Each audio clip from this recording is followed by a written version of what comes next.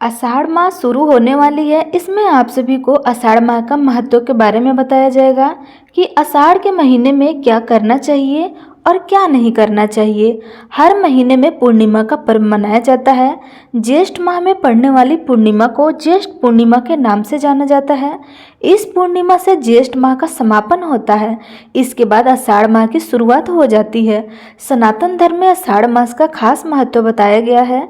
धार्मिक शास्त्रों के अनुसार प्रत्येक माह का विशेष महत्व होता है। हर महीने किसी न किसी देवी देवता को समर्पित होता है।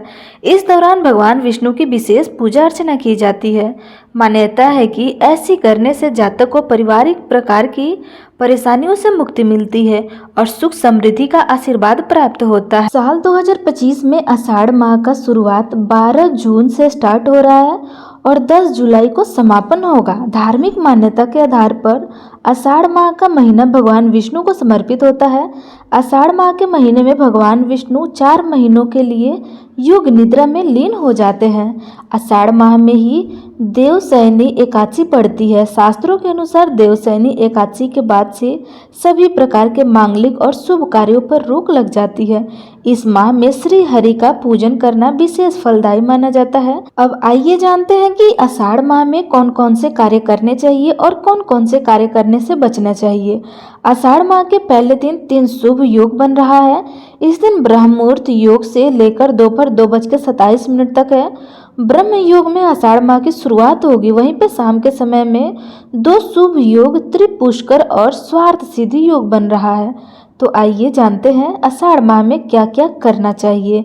नंबर 1, आषाढ़ माह में हर रोज ब्रह्म मुहूर्त में उठकर पूजा करें और मंत्र व जप का ध्यान करें।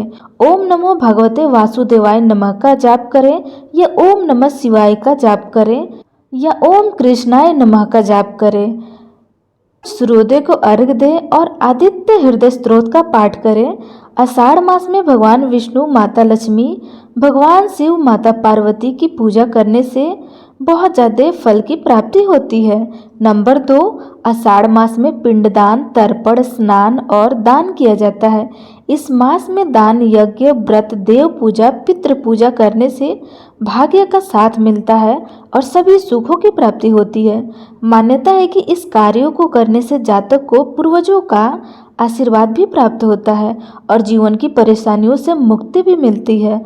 नंबर 3, आषाढ़ मास में तीर्थ यात्रा करने का विशेष महत्व होता है। ऐसा करने से शारीरिक और आध्यात्मिक लाभ भी मिलता है। तो के अनुसार आषाढ़ माह के स्वामी भगवान विष्णु है। इस महीने में उनकी विशेष रूप से पूजा की जाती है।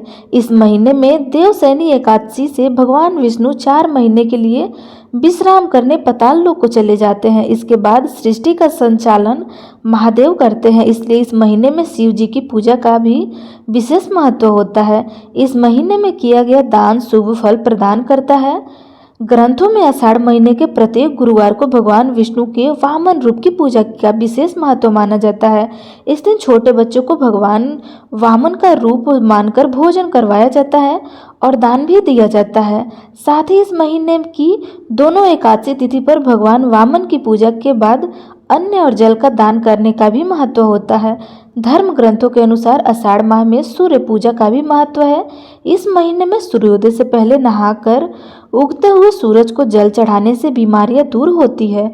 भविष्य पुराण में श्री कृष्ण ने अपने पुत्र को आषाढ़ मास में सूर्य पूजा का महत्व बताया था। कहते हैं कि सूर्य ही एक प्रत्यक्ष देवता है जिनकी पूजा से हर मनोकामनाएं पूर्ण होती हैं। आषाढ़ मास में ब्रह्मचर्य के नियमों का पालन करना चाहिए। इस महीने में जरूरतमंदों को दान करने का विशेष महत्व है। इस मास में गरीब व जरूरतमंद लोगों की मदद करें और धन, कपड़ा, छाता, जल, अनाज आदि का भी दान करना चाहिए।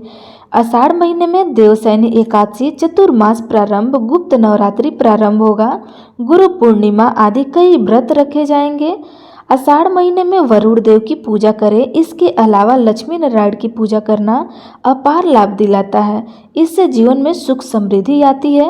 अब जानते हैं आषाढ़ मास में क्या नहीं करना चाहिए। आषाढ़ मास में करने वाले कुछ खास नियम। अब जानते हैं आषाढ़ मास में कौन कौन से कार्य करने से बचना चाहिए।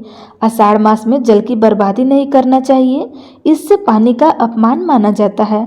आषाढ़ मास में अधिक गर्मी पड़ती है तो ऐसे में श्रद्धा अनुसार लोगों को समेत आदि चीजों का भी दान करना चाहिए, इससे सुख और समृद्धि में वृद्धि आती है। आषाढ़ मास में देवशयनी एकादशी पड़ती है। इस एकादशी से चतुर्मास की शुरुआत होती है। इस अवधि के दौरान मांगलिक कार्य जैसे जनेऊ संस्कार, मुंडन, शादी आदि कार्य नहीं करना चाहिए।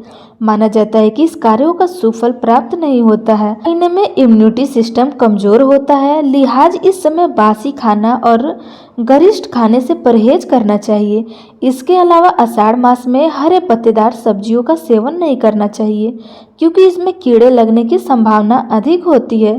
स्कंद पुराण के अनुसार आषाढ़ मास में एक ही समय भोजन करना चाहिए।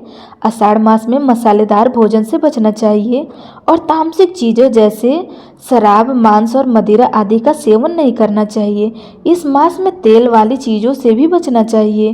मास में देर तक नहीं सोना चाहिए, इससे इंसान का शारीरिक निरोगी रहता है। इसके अलावा तामसिक चीज़ें जैसे शराब और मांस, मदिरा का सेवन नहीं करना चाहिए। कार, घमंड आदि चीजों से दूर रहें। इसमें किसी को अपमान न करें और अपशब्द न बोले। साथ ही घर पर आए किसी व्यक्ति को खाली हाथ न लौटाएं। में बैगन, मसूर दाल, गोभी, लहसुन, प्याज आदि का सेवन करने से बचना चाहिए।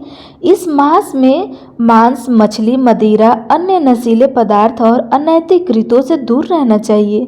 इस मास में क्रोध, अहंकार, घमंड आदि चीजों से दूर रहें। इस मास में किसी को अपमान न करें और अपशब्द न बोले। साथ ही घर पर आए हुए किसी भी व्यक्ति को खाली हाथ ना लौटने दें। दोस्तों, आज की हमारी वीडियो आपको कैसी लगी हमें कमेंट करके अवश्य बताएं। अगर आपको हमारी वीडियो अच्छी लगी हो तो लाइक कमेंट अवश्य करें। धन्यवाद।